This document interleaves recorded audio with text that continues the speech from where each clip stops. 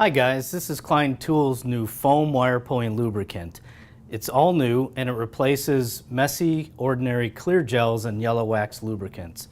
Now, just one can of this foam lube has as many applications as 4-quart bottles or even 1-gallon pail of gels and wax lube. Now, here's how to use it. When you're ready to pull the wire, just shake up the can and attach the reusable spray tube to the nozzle.